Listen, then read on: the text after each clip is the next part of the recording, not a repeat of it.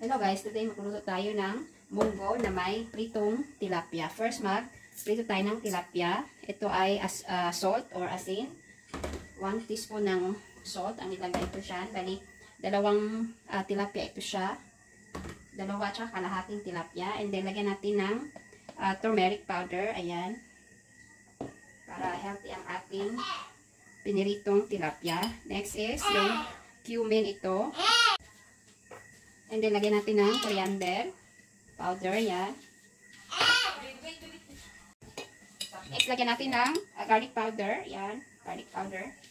1 teaspoon ng garlic powder, tapos half lang ng curry powder, yan.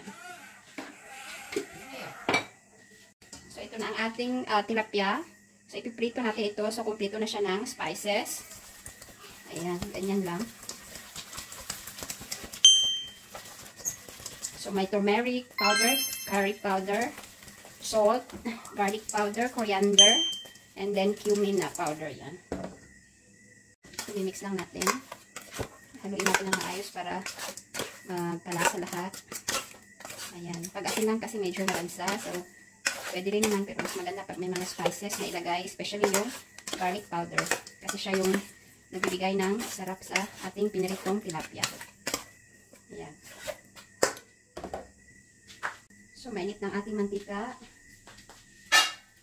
Lagyan na natin ang ating tilapia. Use oil lang din kung ginamit ko. Nagprito ako kanina umaga. So, ito ulit.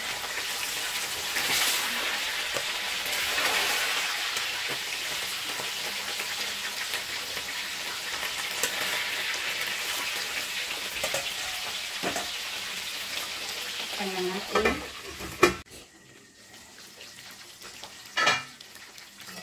Ayan, ito ng ating piniritong tilapia. Ayan, dapat brown lang siya. Brown ang sa both sides. Yung wow! Ayan, ito na.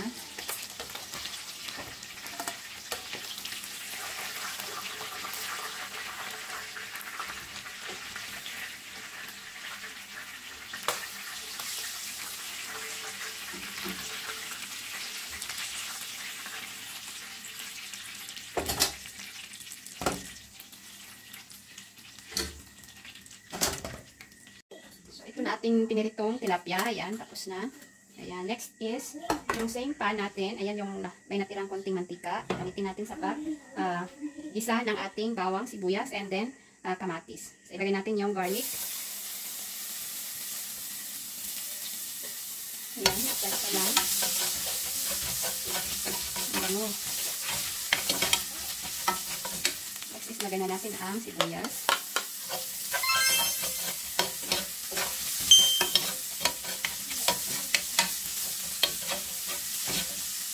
And then yung ating kamatis.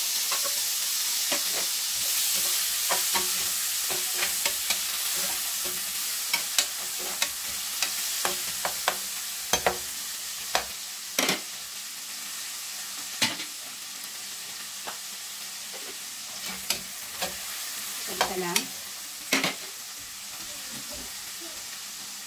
Lagyan natin ang salt, rock salt, yan.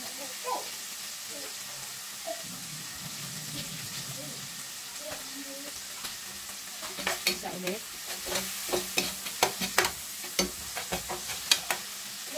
Sunod ito yung ating boiled munggo beans. Ayan. So, ito yung munggo. Yan. Munggo beans. Ito siya. So, kukuha tayo ng kalahati dito at saka ilalagay dito. Pakuluan lang natin ulit. Ayan. Lagyan natin.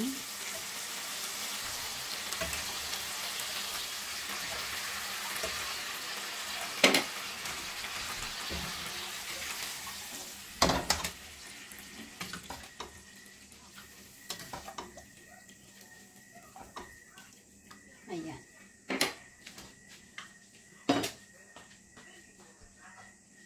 So, pakuluan lang ito hanggang lumambot ang ating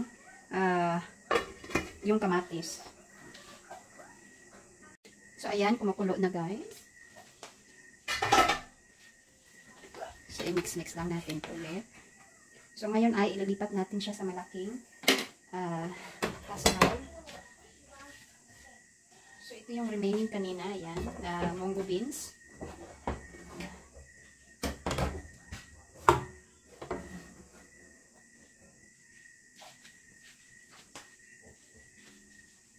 ito siya ay ililipat na natin dito. Ayan.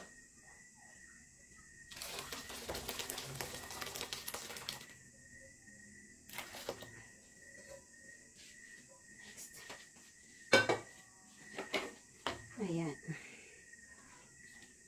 So, ito yung ating munggo beans soup. So, simple na ang ingredients. So, bawang, sibuyas, kamatis lang ito siya.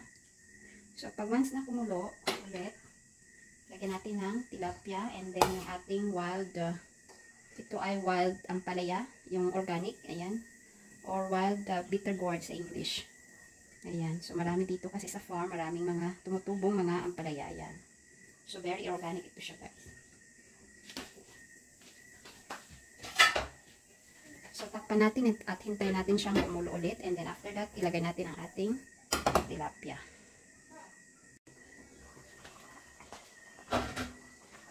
So, next, lagyan na natin ang ating tilapia since kumukulo na. Ayan.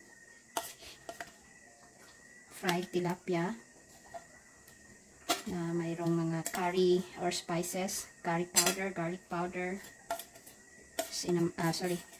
coriander powder, turmeric powder, ayan.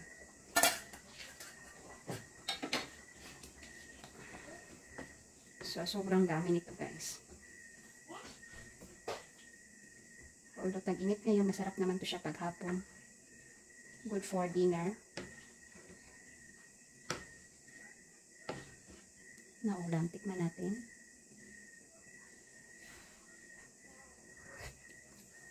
Kulang siya ng asin.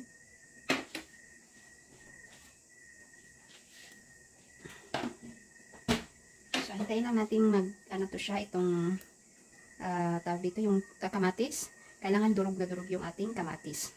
Pag durog na yung kamatis, ilagay na natin isunod na natin yung ating, itong ampalaya leaves or wild bitter gourd leaves. Yan. Tikman natin ulit since nalagyan ko na ng, ng asin ulit.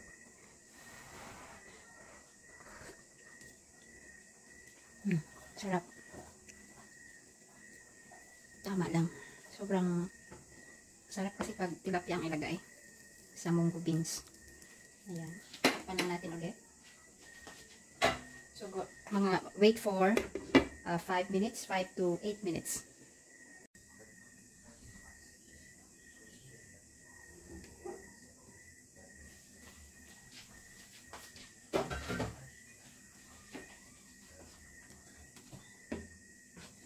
Ayan.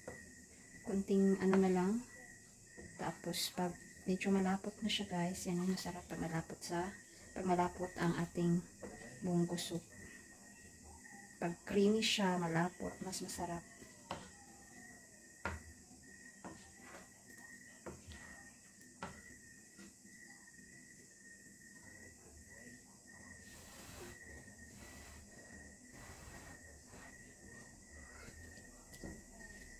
Sarap. Hindi kasi ito siya nakakasawang kainin. Healthy siya. So, yan.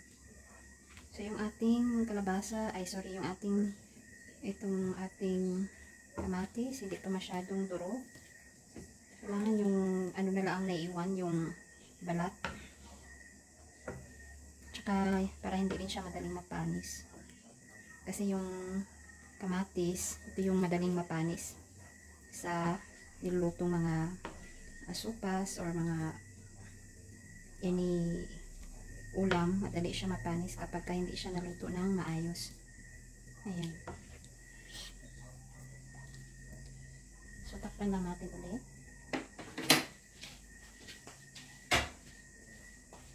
Five minutes.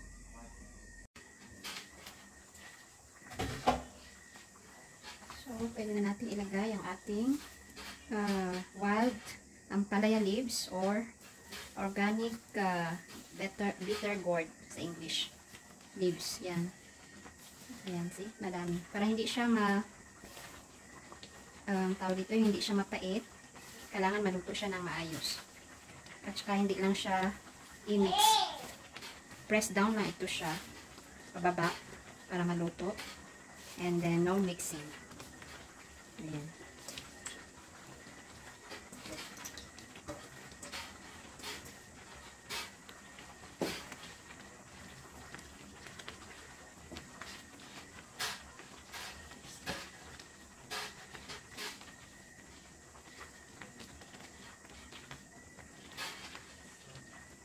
So, wait for 5 minutes at luto na ito.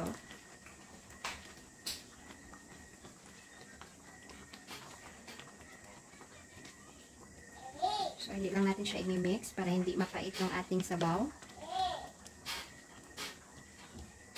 Press it down lang para bumaba yung mga dahon tsaka magkalasa.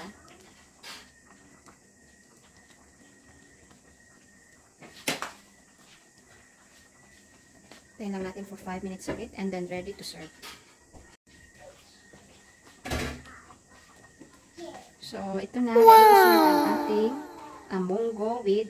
munggo soup with fried tilapia fish and organic ampalaya or bitter gourd leaves. Ayan. So, ready to serve na ito siya, guys. Luto na. Ayan. Sobrang sarap and very healthy. Try nyo ito, guys. Madali lang siyang lutuin. Healthy pa. For long life and good health. Ayan.